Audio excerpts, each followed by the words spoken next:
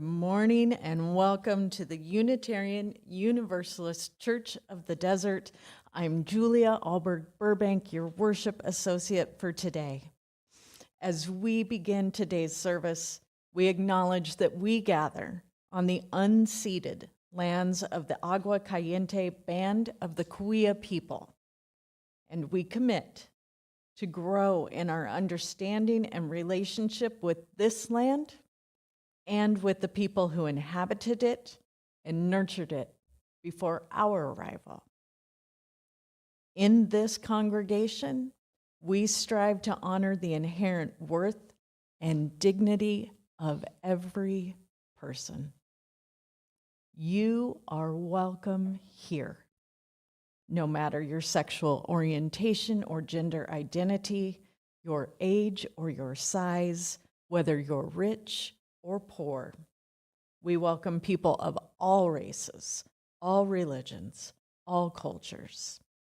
We welcome you wherever you come from and whoever you love. We welcome all of those who will learn and grow with us as we commit together to embrace the rich and beautiful diversity of the world. Our goal here is to build a community centered in justice, in compassion, and in love. We are glad you are with us today, whether you are here in the sanctuary, it's so good to see you all, or at home. Your presence is a blessing. We'd like to take a minute now to greet any newcomers or visitors. And if you're here for the first time and are comfortable, you're invited to stand or raise your hand, and LeGrand will come to you with a microphone. Right now, please just share where you're from and your name, and after the service, we'll get to know you better. Hi, I'm Maggie. I live in Palm Springs, and this is my first time here. Welcome. Thank you. Hi, everybody. I'm Paulette, and I live in La Quinta. First time. Wonderful.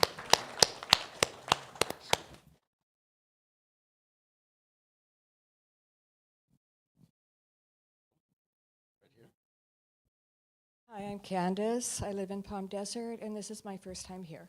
Welcome. Hi, my name is Gail, and I live in Palm Springs, and it's my first time also. Welcome. All right. Thank you, LeGrand. Welcome. We are so glad you are here with us today. We're going to ring the Tibetan bowl and begin our music for centering as we gather together in this moment and listen to the amazing Joel Baker.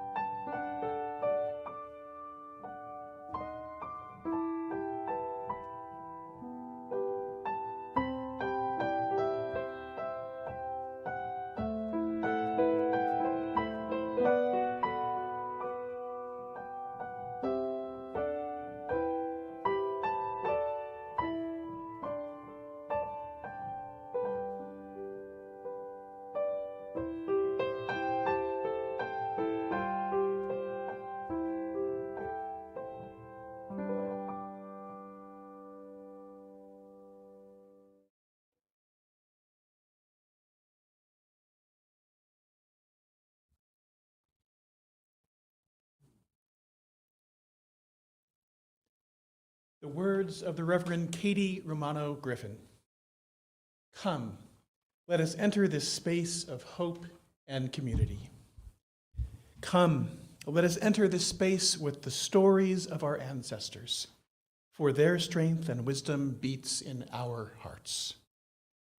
Come into this space, present to the beloved companions who move beside us.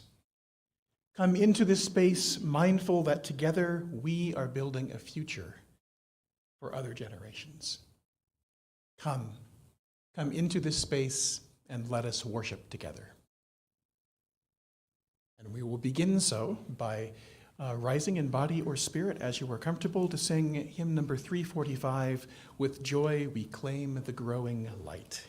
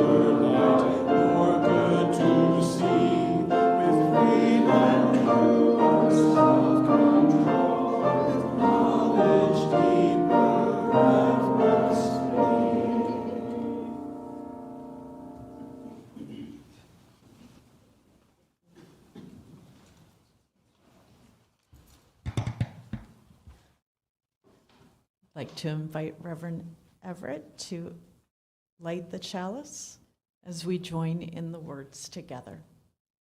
May love be the spirit of this church. May the quest for truth be its sacrament and service be its prayer, to dwell together in peace, to seek knowledge in freedom, and to help one another in fellowship. This is our aspiration. And Ginger Hemingway is going to join us to light the biopot candles as we come together to say, we light these candles in solidarity with Black, Indigenous, and other people of color as we journey together towards spiritual wholeness.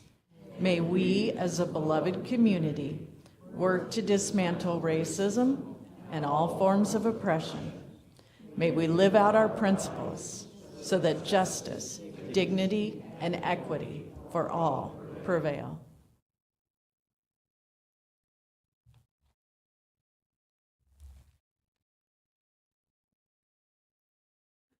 The words of the Unitarian minister Theodore Parker in 1852.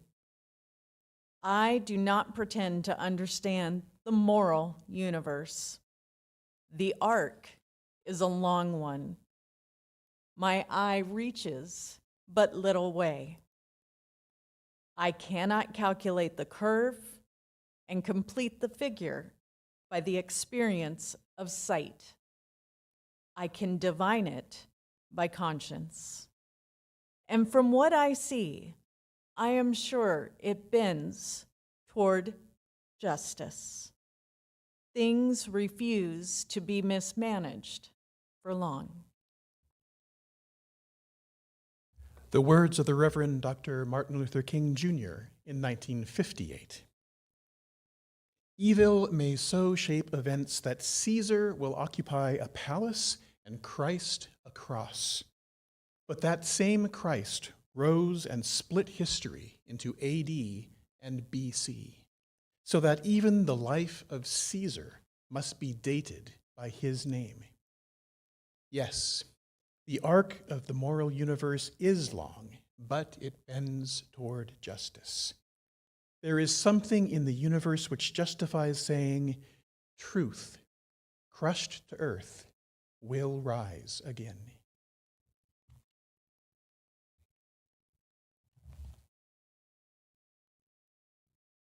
The words of the storyteller and author Melvin Bray in 2017. The challenge is that people of goodwill often act as if the arc of the moral universe bends towards justice on its own. It does not. God made humanity the catalyst toward this moral end. Unless people of good will act in good faith toward a just end, justice will not be found. Justice, like all other virtues, is a relational challenge seeking a relational response.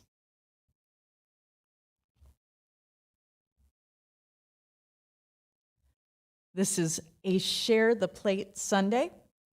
So today we share the plate with Planned Parenthood of the Pacific Southwest's Abortion Access Fund.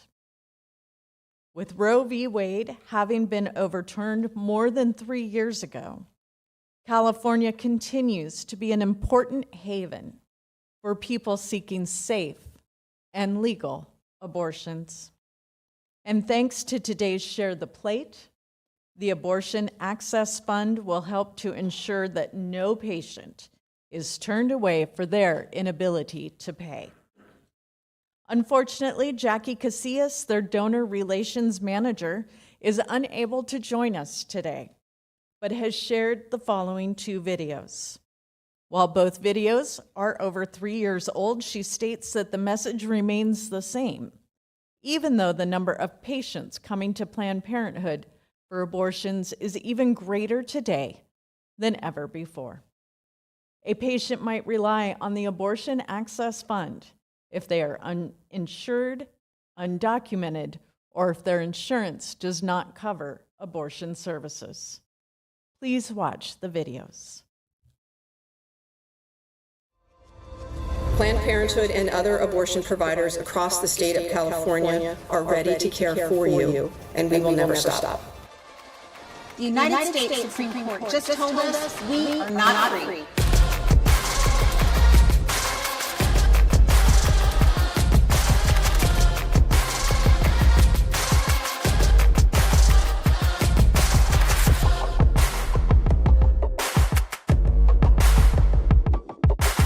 In a landmark ruling, the Supreme Court today legalized abortions. By overturning Roe v. Wade, they have stolen our constitutional right, our right to self-determination, our right to control our own bodies, our right to freedom, our right to abortion.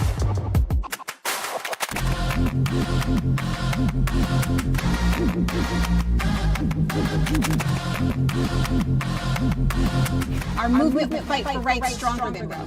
We will secure abortion access for all, free from bans and restrictions, free from shame and stigma.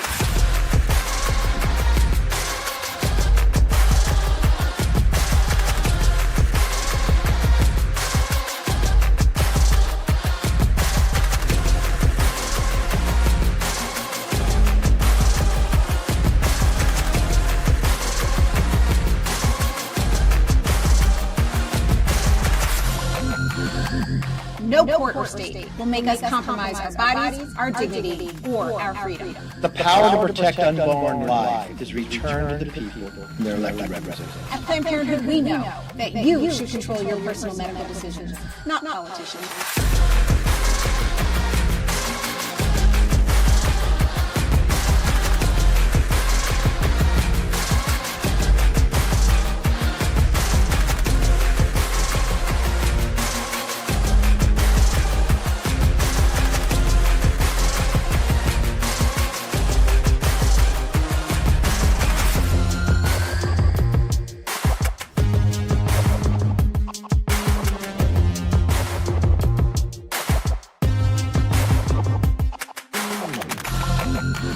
Today, the Supreme Court of the United States expressly took away the constitutional right from the American people that it had already recognized. The Supreme Court of the United States has overturned Roe versus Wade. It feels like a betrayal. It feels like my country doesn't love me and appreciate my body as a woman. We know banning abortion doesn't stop abortion. It just makes it harder to access. So let me be clear. This won't stop us. We are each other's.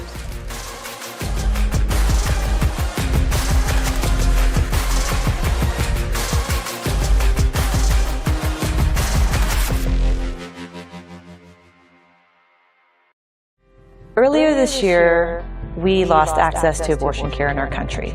Basically a seismic shift in rights for patients. California has protections for abortion. So really, if you're a resident of California, abortion is still safe and legal here. So the federal protection actually made it so that abortion had to be accessible to some degree in every state. When that was gone, that meant that every state had to decide for themselves, which ultimately just led to chaos. In particular, for Arizona, they weren't sure if they could provide abortion care or not. We took necessary steps to expand services to be ready. In the first week after the Dobbs decision, we saw a 500% increase in demand for abortion care from patients from Arizona compared to the week prior. The decision to have an abortion is usually a very personal one and a private one, and one that is made by a patient in consultation with their healthcare provider. It's a decision that doesn't belong in voting booths or doesn't deserve to be legislated.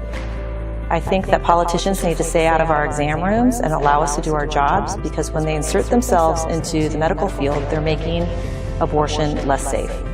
More recently, we've had patients fly in from Arizona, Texas, Ohio, Pennsylvania. The week after the Dobbs decision, there was a patient that presented to one of our clinics who didn't have an appointment, who flew in and said, "Can you help me?" And we accommodated her. And she said to us, "I 100% know that I am lucky because I had the means to get on an airplane, to come here with a partner, and to get my abortion care. And I understand that there are so many others who cannot be served in this way because they don't have the means to fly or enough money for gas to get here." Planned Parenthood will always stand up for our patients. We will always fight for our patients. We will not back down. We are going to continue to provide this care as long as it is safe and legal. We will not stop fighting.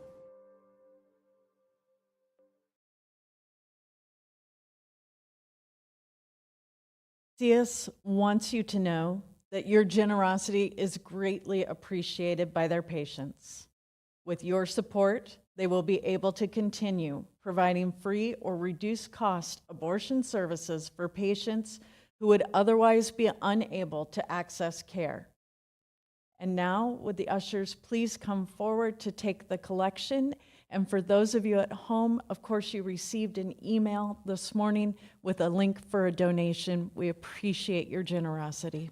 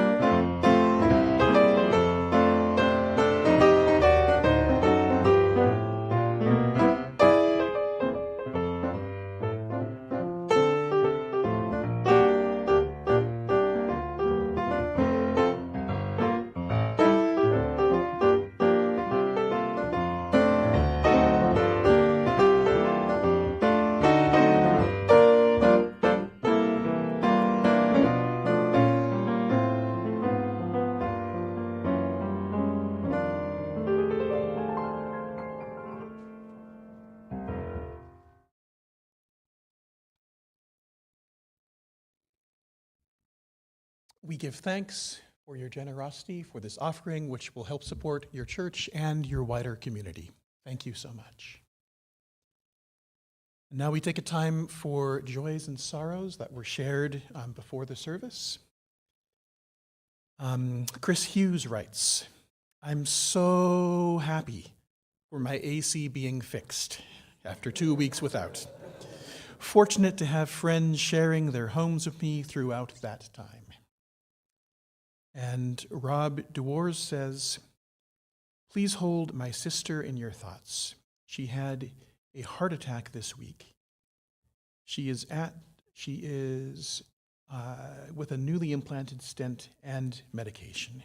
So I guess she is doing better, but please hold her in your thoughts and your heart. And for these joys and sorrows, and for those that remain unspoken and inside our hearts, we give our thoughts, we give our prayers, and we hold all of our neighbors and all of our community with us always. My friends, I invite you to join me in a time of prayer and meditation to connect to that which can give us strength and solace. If you are willing, please settle into a position that you find helps to ground you, perhaps with your feet flat on the floor. If you are comfortable doing so, you can close your eyes or you can look softly in the middle distance. And first, just breathe. Just for a moment, feel your breath in and out. And feel the earth beneath you.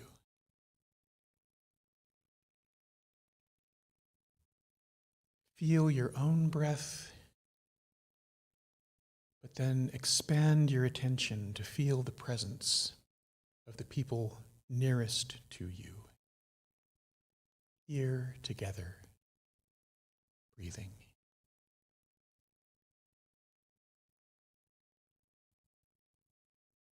And allow your attention to expand to the entire room. All of us here together, breathing on this land, on this solid earth.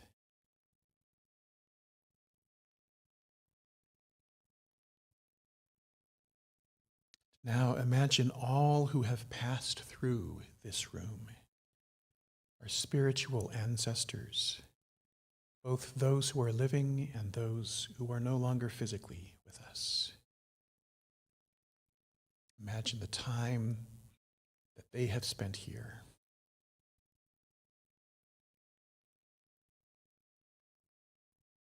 And expand your attention further backward in time. Imagine the workers who built this building. Imagine the people over thousands and thousands of years who have been present on this land, on this patch of earth.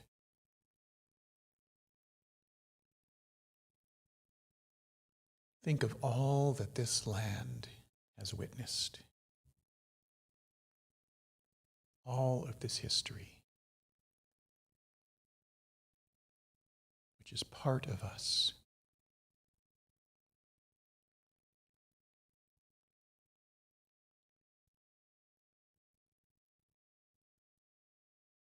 Slowly draw your attention back to this time, but feel the power of the earth that supports us. Power of the earth, the patience of the earth, the stability of the earth that has been here through all of this time. Feel the earth beneath you. Feel once again the presence of those who are surrounding you. Bring your attention back to your breath.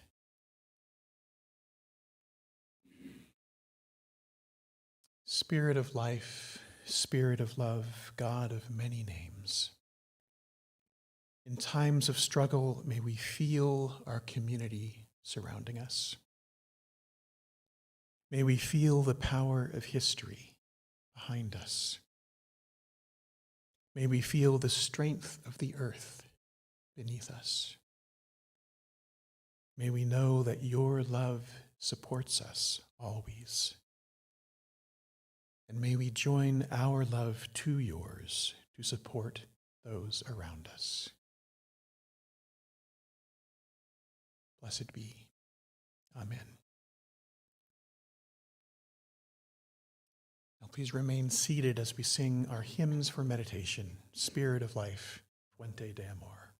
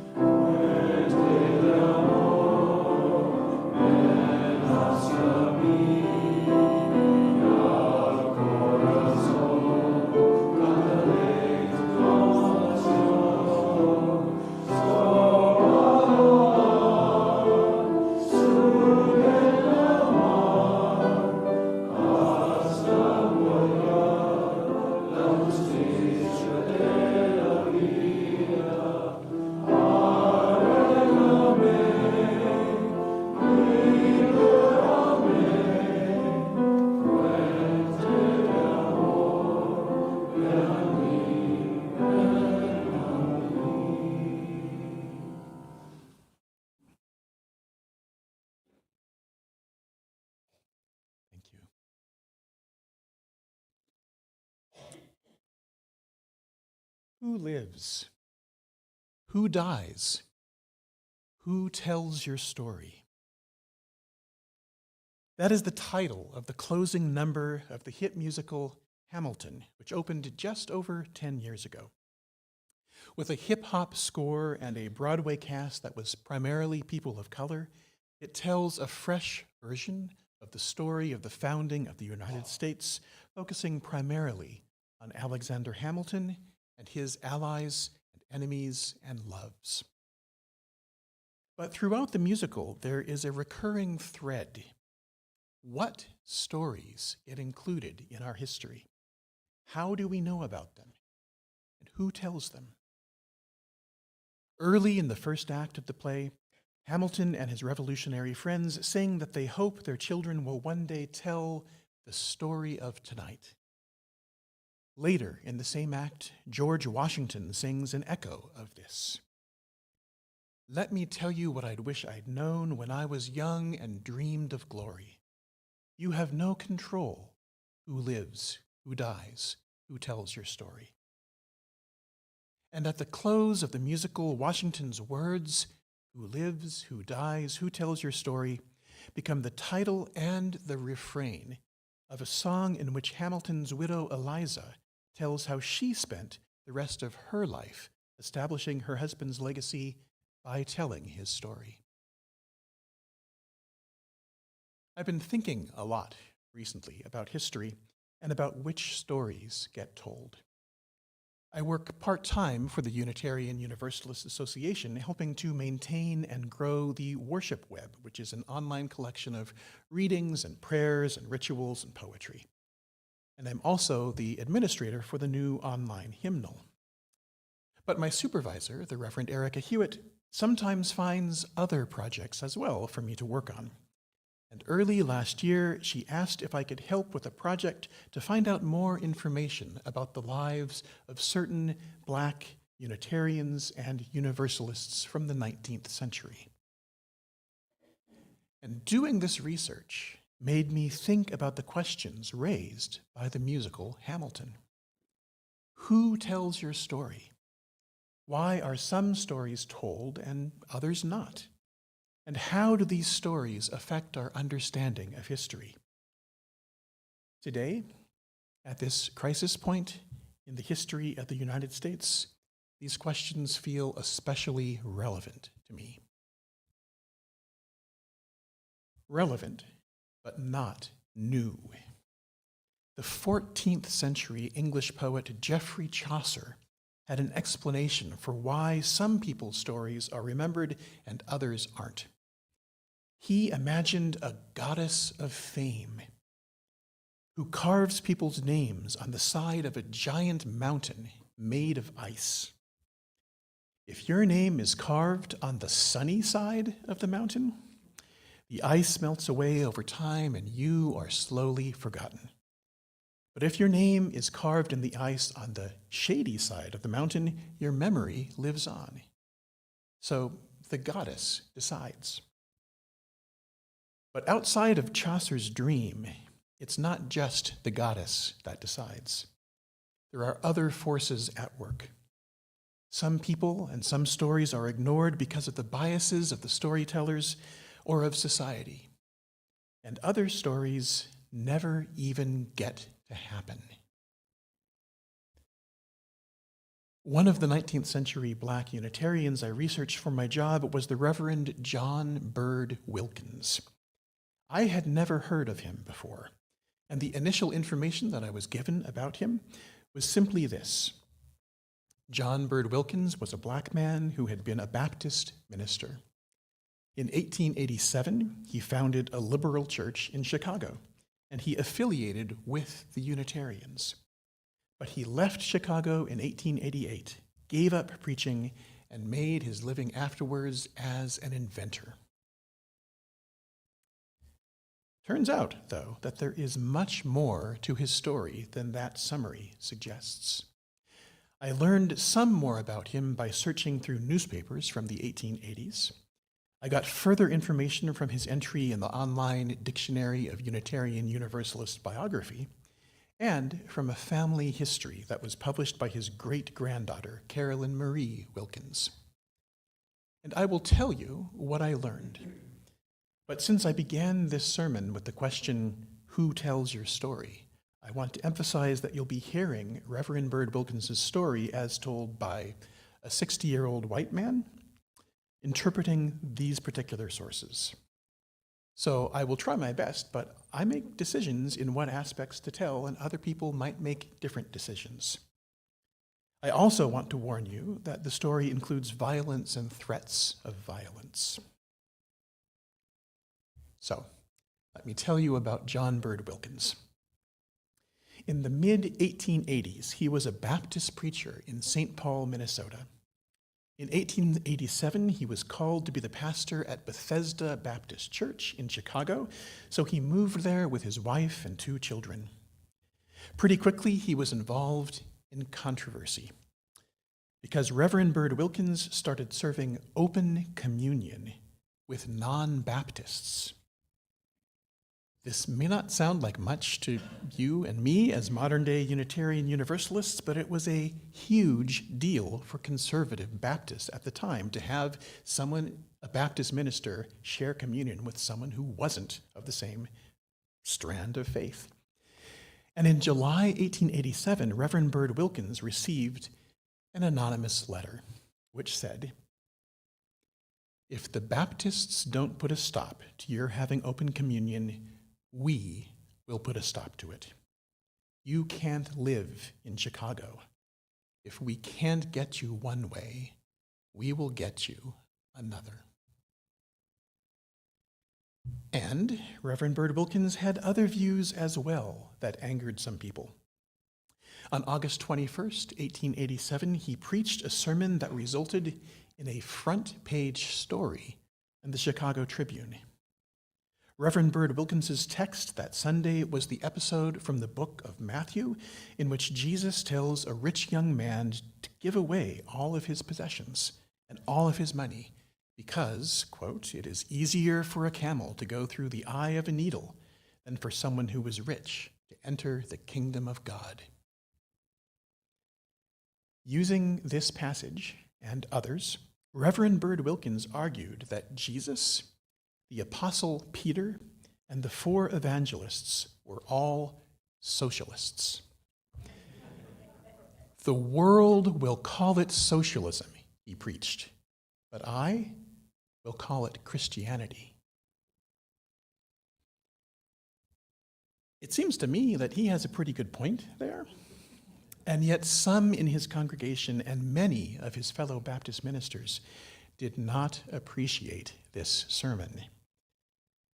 But when conservative Baptists forced Bird Wilkins to leave his congregation, he found support among the local Unitarians. They helped him as he founded a new congregation which he called the People's Temple. A newspaper in Wisconsin wrote that this congregation would be, quote, "the first African Unitarian church in the history of the world." So this was in September and October of 1887. But in January of 1888, Reverend Bird Wilkins was once again on the front page of the Chicago Tribune because on New Year's Day, while he was preaching at the People's Temple, unknown attackers set fire to his house. Another anonymous letter came, which said, "We believe you are teaching a religion from the devil. We will kill you before you hurt us with your new religion. Our white Orthodox churches tell us to run you out of this town, and you have got to go. This is our last warning." This attack on his home and family was apparently too much to bear, and Reverend Bird Wilkins did leave Chicago sometime that year. The People's Temple did not survive his departure. Records of Bird Wilkins are scanty after that, but he seems never to have led a congregation again. So, why is Reverend Bird Wilkins' story not more widely known? One reason, of course, is that even though he founded, as the newspaper said, the first African Unitarian church in the history of the world, it closed its doors less than a year after it opened them. It failed. But the reason it failed was because it had been such a radical idea. Its founder had been chased out of town with credible threats of death. The reason why Reverend Bird Wilkins is not well known today is not because of the whims of the goddess of fortune, but rather because the people of Chicago would not let him do the work that could have led to a new strain of Unitarian culture in the Midwest. And the local Unitarians were either unable or unwilling to help him through this additional difficulty. So, who lives? Who dies? Who tells your story? The people telling the stories in Chicago in 1888 did not think that any of this was significant enough to keep in memory. A brief controversy in the newspapers, an article about arson, and then silence, and the warmth of sunlight melting John Bird Wilkins's name in the ice. Interestingly, though, there is a somewhat analogous story that happened more recently. The Reverend Carlton Pearson was a black Pentecostal minister in Tulsa, Oklahoma, with a large following and with impeccable credentials in the evangelical movement. But in the 1990s, he had an epiphany. He finally could no longer believe that a loving God would condemn anyone to an eternity in hell. And at that moment, he realized that he was a universalist. Heaven is universal. Heaven is for everyone. But he was a Pentecostal, and Pentecostals view universalism as heresy and the work of the devil. Reverend Pearson was denounced by the leaders of his denomination. His colleagues abandoned him. Most of his parishioners left, and he had to sell the church where he had previously preached to 6,000 people every Sunday. But he made a connection with the minister of All Souls Unitarian Church in Tulsa, and eventually about 200 members of his former congregation started attending All Souls Tulsa. Reverend Pearson became an affiliate minister there, and he continued to preach at All Souls until his death in 2023. Let me be clear that this merger of congregations of church-going cultures was not easy, and it was not problem-free. But compare the stories. Here is another black minister from a conservative tradition whose theology became so liberal that he ended up in common cause with Unitarian Universalists. Reverend Bird Wilkins was mostly forgotten. But what about Reverend Pearson? In 2005, the radio show and podcast This American Life had an episode devoted to his story. UU World magazine did a feature on him and on how All Souls Tulsa was changed by this influx of formal Pentecostals. And in 2018, Netflix released a movie about his story called Come Sunday. I think it's still up there, and it was a good watch. So why did Reverend Pearson's story turn out differently from Reverend Bird Wilkins's? Why does it get told? I think it's because Reverend Pearson had the chance to preach his new beliefs. He had a pulpit at All Souls and eventually at other congregations as well. And to complete the symmetry of the comparison, he ended up, one of the congregations he ended up leading was a New Thought church in Chicago, the very place that had kicked out Reverend Bird Wilkins a century before. So what changed between these two stories was that the arc of the moral universe had bent just a bit closer to justice. And that little bend helped Reverend Pearson succeed where Reverend Bird Wilkins was made to fail. That little bend in the arc had taken a century of struggle and hard work, but it had an effect. And yet, campaigns of arson and anonymous personal threats against religious professionals are still with us today. I am thinking, for example, of those congregations whose Black Lives Matters banners and pride flags are regularly torn down and defaced and, yes, set fire to. And I think of Cristina Rivera, a Latina woman on the UUA Board of Trustees in 2017, who received anonymous threatening letters from someone who was almost certainly a Unitarian Universalist. We may be closer to justice than we were in the 1880s, but there is still a long way to go. Who lives? Who dies? Who tells your story? Ironically, those words apply to the musical Hamilton itself. Soon after it became a sensation, Hamilton was criticized for not squarely facing the issue of slavery and for ignoring the role of Native Americans in the early history of the United States. Lin-Manuel Miranda, the show's creator, agreed with those criticisms, and Leslie Odom Jr., who played Aaron Burr in the Broadway run of the show, spoke about them.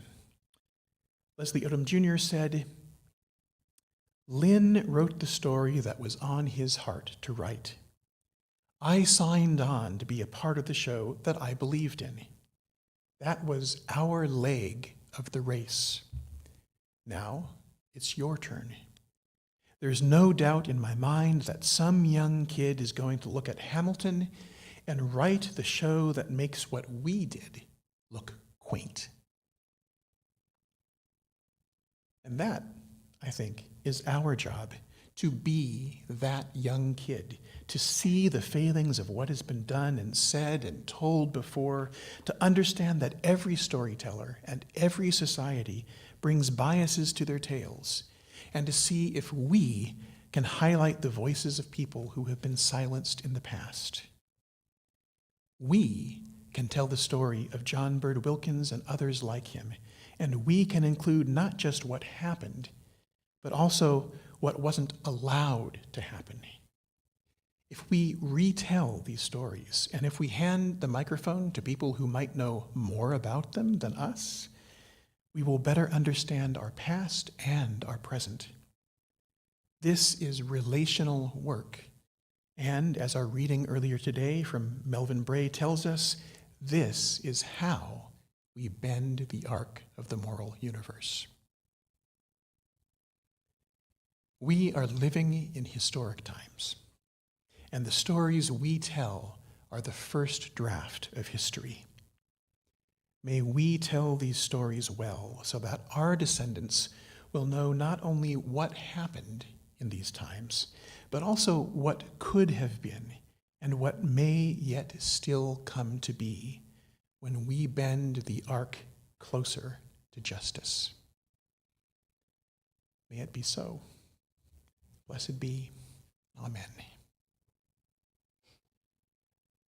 And please rise and body your spirit, and we will sing our closing hymn, number 293, O Star of Truth. I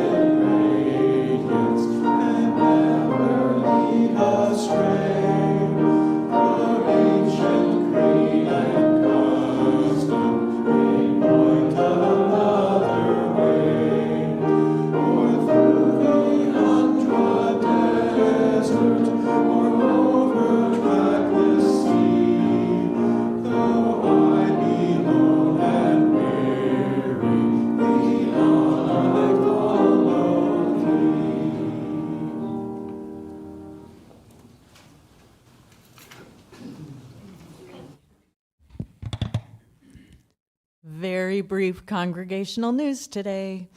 So we'd like you to please remember that if you want to receive more information about UUCOD and our programs, you can sign up to receive our weekly and monthly newsletter, and you can do that in the lobby, or you can send an email to admin@uucod.org, admin@uucod.org. And a reminder that we welcome your participation in lighting the chalice and the biopot candles. There's a sign-up sheet in the lobby, and just put your name down and check which one you'd like to do, and we really welcome your participation in that part of our service. And now, please join me as we extinguish the chalice. We extinguish this flame, but not the light of truth, the warmth of community, or the fire of commitment. These we carry in our hearts until we are together again.